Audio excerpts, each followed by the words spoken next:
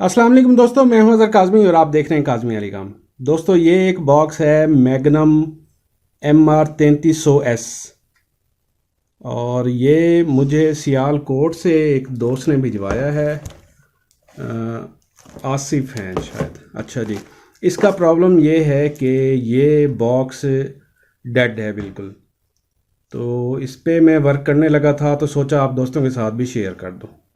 तो इसकी पावर मैं कनेक्ट करता हूं और इसमें बिल्कुल भी किसी किस्म का जो है ना कोई डिस्प्ले यहाँ पे फ्रंट पे ना इसका पावर इंडिकेटर ऑन हो रहा है, ना इसकी जो है LED डिस्प्ले जो है इसका ना ये ऑन हो रहा है। तो अब हमने करना क्या है, इसकी एक तो इसको मैं जल्दी से ओपन कर लेता हूँ। इसकी जो हिस्ट्री है जो उन्होंने मुझे बताई है वो ये है कि इसमें रॉन्ग सॉफ्टवेयर किया था और अमूमन रॉन्ग सॉफ्टवेयर करने से या तो रिसीवर रेड लाइट पे चला जाता है या फिर अगर उसकी बूट इन्फो इसके साथ मैच करती होती है तो वो बूट पे स्टक हो जाता है। लेकिन इस केस में ये है कि इसमें कोई ऐसा सॉफ्टवेयर हुआ है जिसकी ना कोई बूट इन्फॉर्मेशन इसके साथ मैच कर रही है और ना ही इसकी जो है रेड लाइट ऑन हो रही है। रेड लाइट इस वजह से ऑन नहीं हो रही कि इसमें जो इसको क्लॉक पल्स इसके फ्रंट पैनल को आनी होती है वो इस पे नहीं आ रही।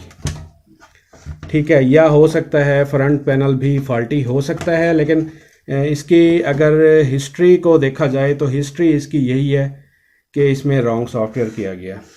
तो अब ये मैं आपको दिखाऊं, इसका जो बोर्ड है ये देखें बिल्कुल सेम हाइपर की तरह है। स्टारसेट 2000 HD हाइपर सेम टाइगर में भी आया था, सेम मैग्नम में भी आया था बोर्ड और स्टार मैक्स में भी आया था और भी काफ़ी सारे रिसीवर्स हैं जिनमें आया था।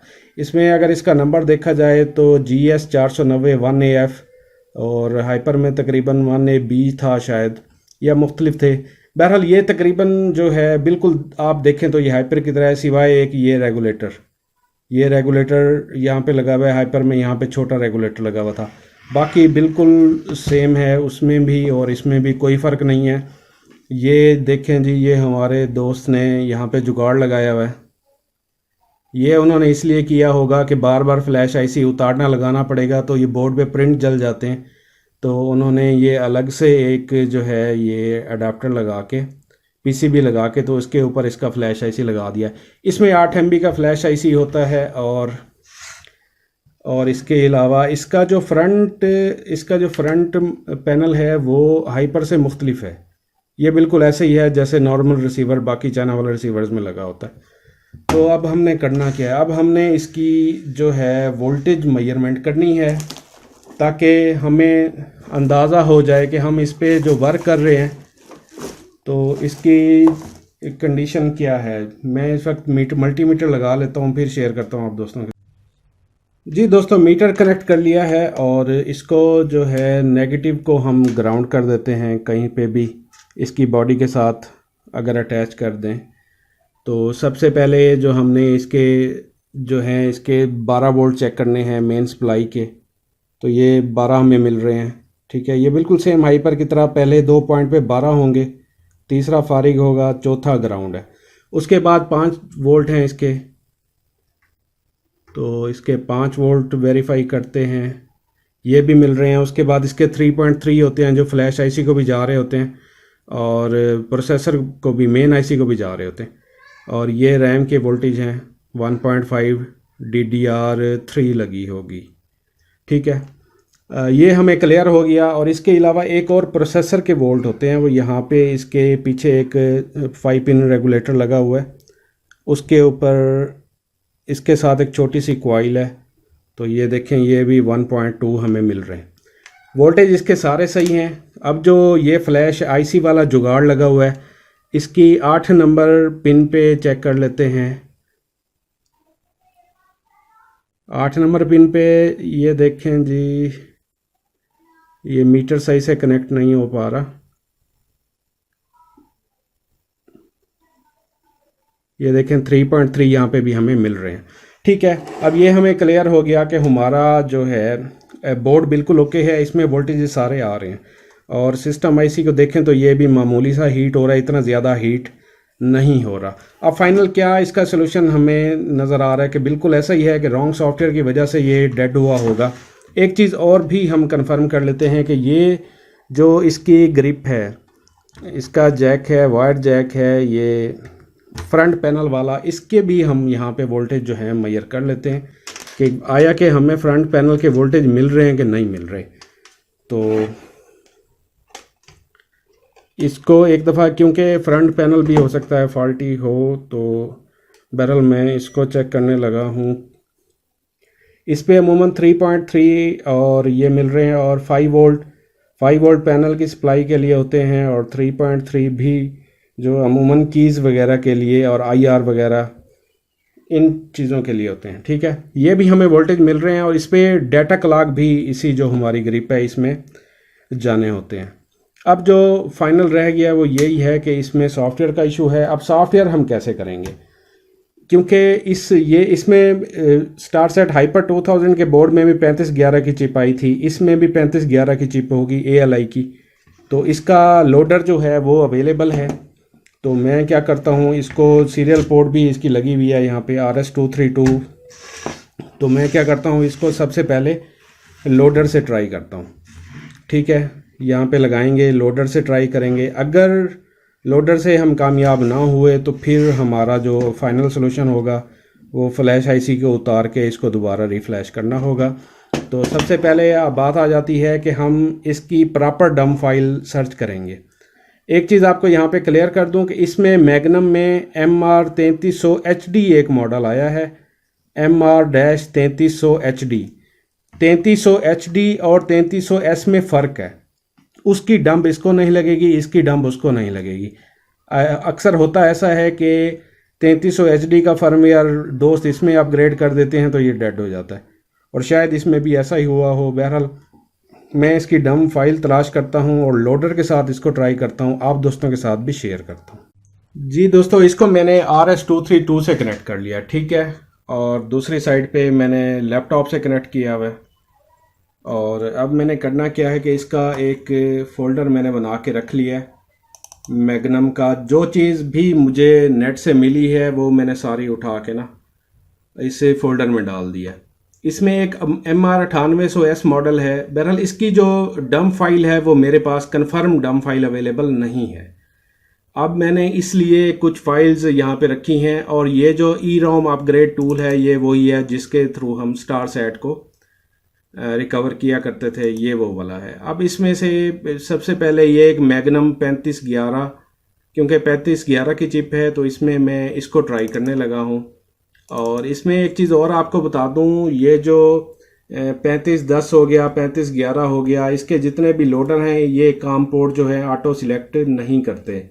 तो उसके लिए हमें क्या करना पड़ेगा कि हमें सबसे पहले डिवाइस मैनेजर में जाके वेरीफाई करना पड़ेगा। अगर हम USB वाली काम पोर्ट यूज़ कर रहे हैं तो इसमें हमें डिवाइस मैनेजर में जाके वेरीफाई करना पड़ेगा कि हमारी कौन सी काम पोर्ट है।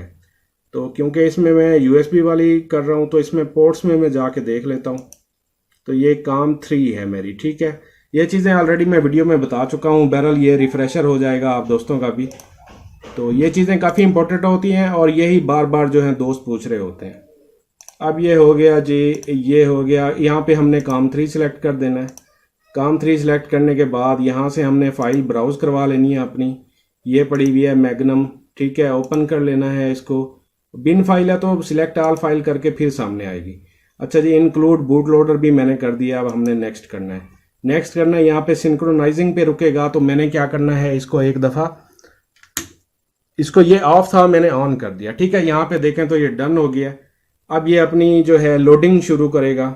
पहले इसमें सॉफ्टवेयर लोडर में ट्रांसफ़र होगा, उसके बाद फ्लैश जो है वो राइट होगी। तो ये थोड़ी देर में कर देगा। ये देखें जी, check serial port status okay हो गया इसका, और इसने जो है फाइल ट्रांसफ़र करना शुरू कर दिया। इसका जितना भी प्रोसेस होगा एंड तक ये भी मैं आप दोस्तों के साथ शेयर करूँगा। ये काफ़ी टाइम किलिंग है, काफ़ी टाइम लेगा। इस दौरान हमारा ये रिसीवर बिल्कुल ऑफ रहेगा। पहले भी ऑफ था तो सीरियल पोर्ट पे तो वैसे भी ऑफ ही रहता है, ठीक है। तो जैसे ये कंप्लीट होता है इंशाल्लाह मैं आप दोस्तों के साथ शेयर करता हूँ। जी दोस्तों, ये जो हमारा प्रोसेस है ये तकरीबन 100 के ऊपर पहुंच चुका है और ये अभी स्टार्ट डाउनलोडिंग इसने कंप्लीट की है। अभी 100 पे जब पहुंचेगा फिर हम इसको नेक्स्ट करते हैं तो फिर ये फ्लैश को राइट करना शुरू करेगा। इस लोडर पे ये 2 स्टेप होते हैं, तो ये फाइनल नहीं होता, आप दोस्तों ने ये भी जहन में रखना है। लोडर पे करने का मकसद जो जस्ट सिर्फ यही था कि आप दोस्तों को बताया जाए। ठीक है, ये नेक्स्ट करेंगे यहाँ से। तो ये अभी इसने राइट करना जो है, बर्निंग राइट करना इसने शुरू कर दिया है और वो साथ में ये मैसेज भी दे रहा है डू नॉट पावर ऑफ, यानी इस दौरान आपकी पावर फेलियर नहीं होनी चाहिए, स्विच वगैरह नहीं हिलना चाहिए, वरना फिर ये प्रॉब्लम हो सकता है। अभी भी सेम ये उसी कंडीशन में रहेगा जब तक ये 100% यहाँ पे नहीं हो जाता। तो ये अभी थोड़ा सा ही टाइम लेगा, ये प्रोसेस इतना टाइम नहीं लेता, जो इससे पिछला स्टेप था वो काफ़ी टाइम लेता है। तो मैं अभी यहाँ पे इसको पास करने लगा हूँ, फिर आगे चलते हैं। जी दोस्तों, ये देखें ये कंप्लीट हो गया, 100% हो गया और ये देखें ये हमारा बॉक्स जो है ये ऑन पे चला गया। तो अभी हम इसको देखते हैं कि ये बूट होता है कि नहीं होता। इसमें एक चीज़ और आप गौर करें कि इसमें पावर वाला जो इंडिकेटर है वो ऑन नहीं हुआ। तो इसका ये मतलब है कि ये सॉफ्टवेयर इसकी मेन चिप से तो मैच हो गया, लेकिन इसका प्रॉपर सॉफ्टवेयर नहीं है। अगर इसका प्रॉपर सॉफ्टवेयर होता तो इसकी ये पावर वाली लाइट भी ऑन होती। तो अभी मज़ीद इसको देखते हैं कि ये क्या करता है। अभी ये मुझे लगता है सिर्फ ऑन पे ही ठहरा हुआ है और आगे बूट नहीं हो रहा। इसका मतलब ये है कि ये कंफर्म इसका अपना सॉफ्टवेयर नहीं है। ठीक हो गया। और दूसरी बात ये है कि इसमें अभी एक ये भी हमें कंफर्म हो गया कि वाकई ही इसमें सॉफ्टवेयर का इशू है, वरना फिर ये अगर कोई और प्रॉब्लम होता, फ्रंट पैनल का मसला होता या कोई सिस्टम का मसला होता, तो ये यहाँ ऑन पे भी ना आता। तो इसमें अब एक और चीज़ मैं आपको बताऊं, इसमें कुछ मैंने जो डम फाइल्स की हुई हैं, इसमें एक 9800 की है, ये अभी मैं इस पर ट्राई करता हूं। और इसमें एक ये मैग्नम 3300 की है, लेकिन ये 3300 HD की फ़ाइल है, ये इस पर नहीं लगेगी। ये एक फ़ाइल है इसकी डंप मैग्नम, ये इसकी 9800 की, इसकी सॉरी 3300S की फ़ाइल है, ये मैंने डाउनलोड की है। ठीक है, ये इसमें चल सकती है, लेकिन एक इशू इसमें ये है कि इसमें 8193 किलोबाइट आ रहा है। ये हम प्रोग्रामर से करेंगे तो वहाँ पे हम इसका ये वाला पार्ट ट्रंकेट कर सकते हैं, लेकिन अगर हम लोडर से करते हैं तो ये लोडर इसको एक्सेप्ट नहीं करेगा, क्योंकि 8 MB से 1 किलोबाइट 1 KB ये फाइल ज़्यादा है। ठीक है, ये अक्सर ऐसे हो जाती है व्हाट्सएप पे या टेलीग्राम पे, जब हम ट्रांसफ़र करते हैं तो इसका साइज़ बढ़ जाता है। हाँ, अगर हम 8 MB से ज़्यादा की फ़्लैश इसमें लगाते हैं तो फिर ये इस पर चढ़ जाएगी, मसला नहीं है। खैर, मैं इसको चेक कर लेता हूँ, इस पर कोई और डंप चढ़ा के मैं देख लेता हूँ, फिर आप दोस्तों के साथ मैं शेयर करता हूँ।